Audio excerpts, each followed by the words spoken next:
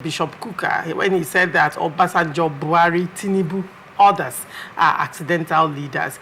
Catholic Archbishop of Sokoto Diocese, Bishop Matthew Kukah, has described President Bola Tinubu, his predecessor, Muhammadu Buhari, and most past Nigerian leaders as products of an accidental leadership cycle.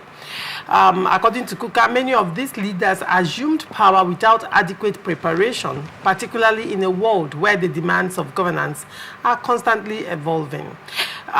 He said, if we look at Nigeria's leadership journey, you will find that almost every leader who came to power did so by accident. President Bola Tinubu, despite claiming to be prepared for the role, is clearly struggling. We are still trying to find our footing. He took over from Buhari, who had already disengaged from governance.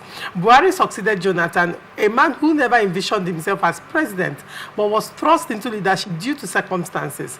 Joshua took over from Yaradua, who planned to return to teaching after his governorship. I mean, he said a lot, but then very quickly, I would want us to close this particular episode on this story. What do you make of the accidental leadership comments by Bishop Kukah? Well, I don't know whether being an accidental leader or a fully prepared leader has anything to do with the leadership failure in the country. Okay. I don't think... You think it doesn't have anything? It does not. The fact that you are accidental... Whether you are accidental or you prepared very well. The current president prepared very well before coming to power. Yes, he says it's my turn. It's my turn. Meaning that he has prepared. So, Nigeria is not still complaining. We are still complaining. The man who prepared, in fact, he started preparing the moment Buhari became president. He started understanding Buhari.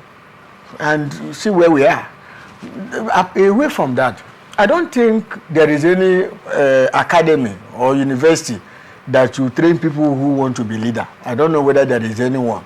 Leadership, if you're a leader, you are a leader. Now today you're here, Madam Lorenza, and you are in charge of this studio. And of course you're doing very well.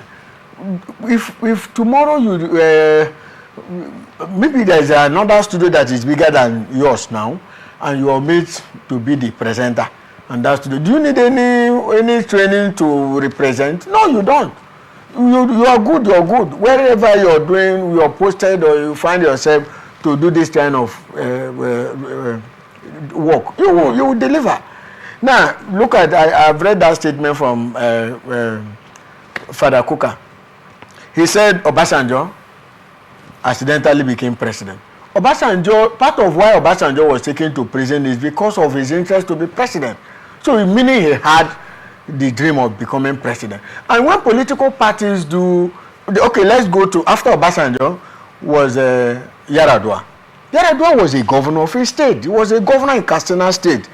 So if you are saying somebody who has been a governor is not prepared, then how do we, maybe he should come out to tell us what he means by preparation. Yes. All right. But as a governor, he was being president is just extra responsibility. Right, instead of being the president, governor of a state, you are now the president of a country. It's the same thing to Goodluck Jonathan, who was a deputy governor, to governor and the president. So they were prepared. It has nothing to do with the leadership failure. All right, Prince Abdullah, very quickly as we close. Well, you know, when I say people talk in the morning and talk differently in the evening, you know, it doesn't have to do with where you are coming from.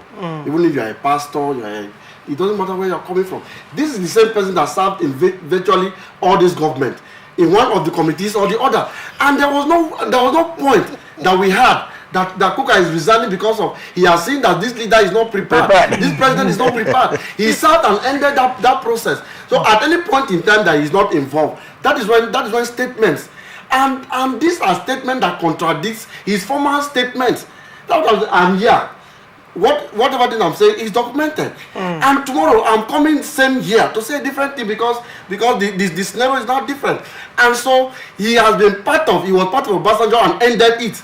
He went further. He also served in various committees in Jonathan's government. Now, presently, he's the secretary of the peace and under Abdul Salami. He goes round to ask governors to sign peace pact. Why is he not asking them that how did they get asked? What question has he asked? Right. Which one is he asking? Right. And so what is he asking? What is he actually asking? Because it's something he's part of. All right. He has been part of it. He is still part of it. He goes to Edo State and asks government to come and sign peace pact. What question did he ask them for asking them to sign peace pact? All right, very well, Abu. Interesting perspective there. And I'm sorry we are out of time. I would have loved us to continue on this particular conversation, but then there will always be another time. So thank you so much, Chris, for coming. Thank you for having me. And My thank pleasure. you so much, Abu, for Thank coming. you So very it's a pleasure having you. Thank you.